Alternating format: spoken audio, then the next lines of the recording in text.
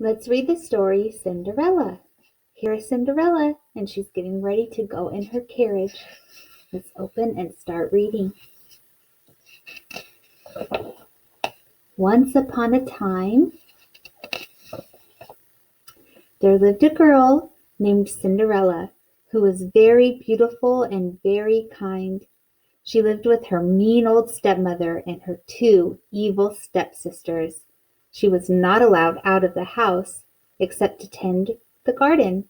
So her only friends were the animals who loved her because she was so kind to them.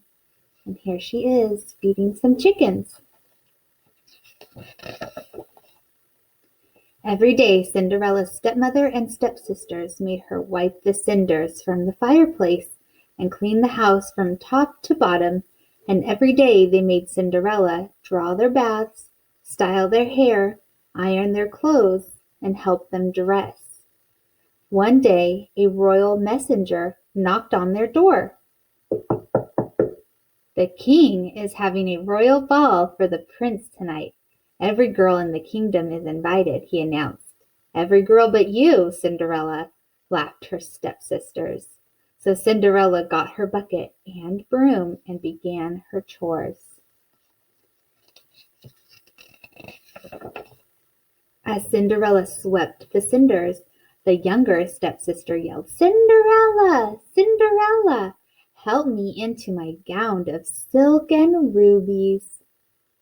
As Cinderella scrubbed the floors, the older stepsister yelled, "Cinderella! Cinderella! Help me into my gown of gold and diamonds."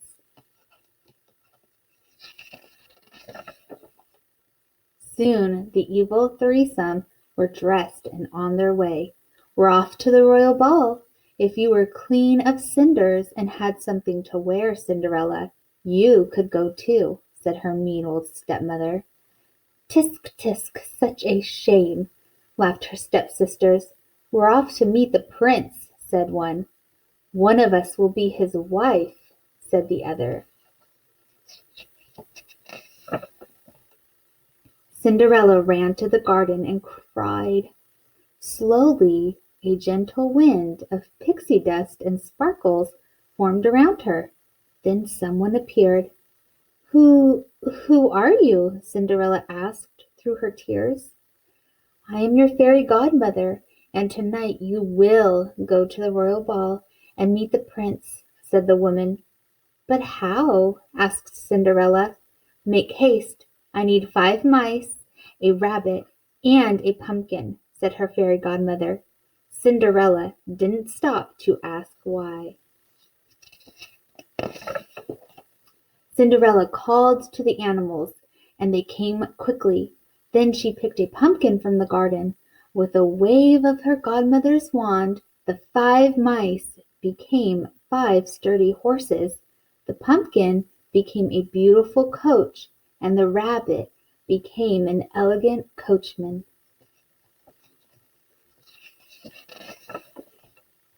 Cinderella was wearing the gown of her dreams, and tiny glass slippers sparkled on her dainty feet. "Hurry to the ball," said her fairy godmother. "But you must return home before the clock strikes 12 midnight. That is when my magic ends." When Cinderella arrived at the ball, the prince could not take his eyes off her. Everyone looked at the beautiful girl who had caught the eye of the handsome prince. "May I have this dance?" he asked. "Yes," said Cinderella. And they danced and they danced and they danced until what happened? The clock rang out 12 times. Oh no! Cinderella remembered the words of her fairy godmother. "You must return home before the clock strikes 12 midnight."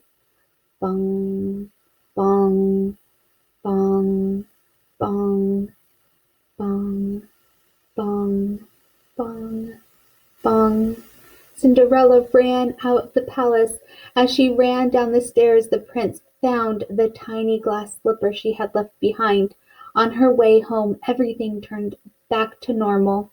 The pumpkin, the mice, the rabbit, and her dress. Word traveled throughout the kingdom that the prince was looking for the girl whose foot could fit into the tiny glass slipper. He planned to ask her for her hand in marriage. When the prince arrived at Cinderella's home, each of her stepsisters tried but couldn't get one toe into the tiny glass slipper. Then the prince saw Cinderella. He bent down on one knee and held out the slipper for her to try on. Her foot slipped right in. She and the prince both smiled. "Finally, I have found you. Will you be my wife?" he asked. Cinderella said, "Yes, I will." And they lived happily ever after. The end. We finished.